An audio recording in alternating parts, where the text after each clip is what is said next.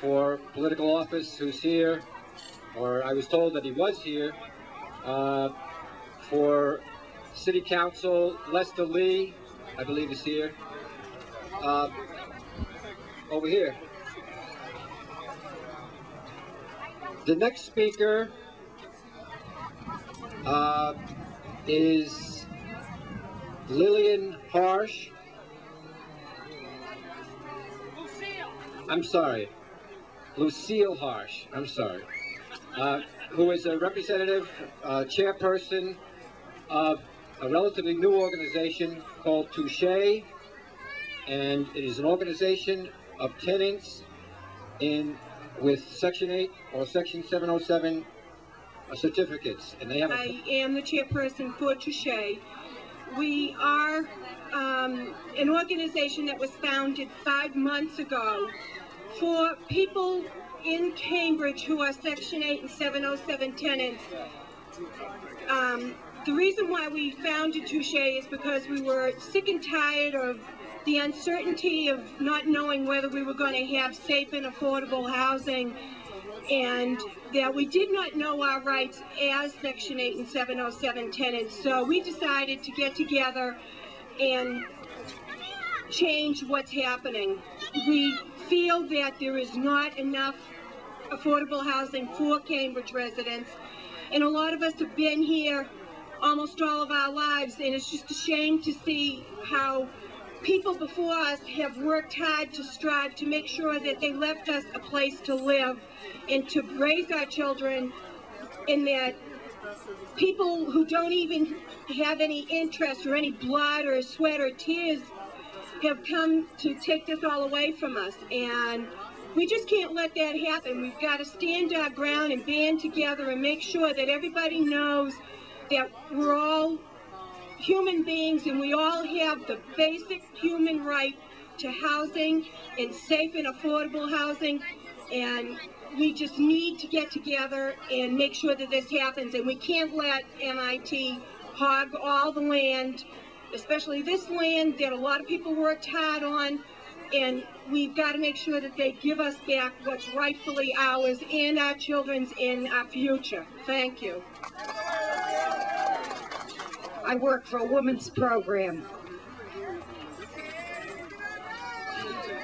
I see many, many women in serious trouble with housing. It was mentioned here earlier that they have Section 8 certificates that are useless because landlords not only want to take Section 8 certificates, they don't want children. I see women who are out there making minimum wage that can't afford a room. A security deposit for a room is anywhere from $300 to $400. A room is $90 a week, and a woman takes home maybe $125. She pays $90 a week for her room, and she has no money for food and no money for clothes, because women aren't making the money neither. For every dollar a man makes, a woman makes 59 cents. So that's another dilemma.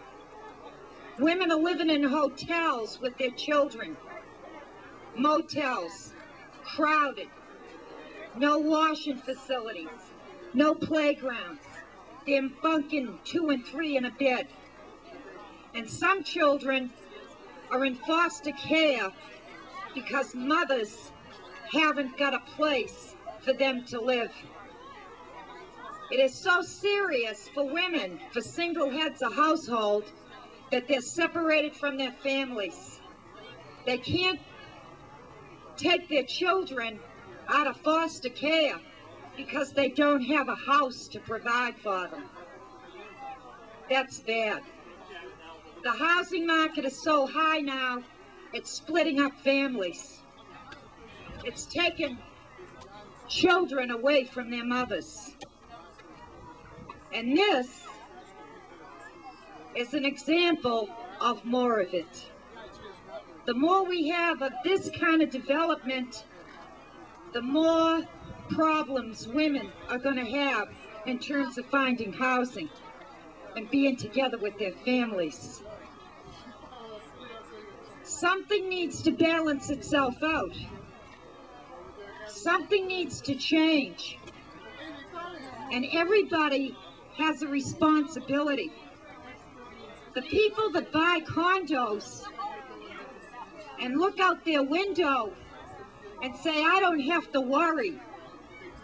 I don't have to worry. I got the money to buy the condo. They better think about it. Because pretty soon what's going to happen is they're going to look out their window and they're going to have women with their children in tents right out in front of them. Because there's not going to be any place for the people to go.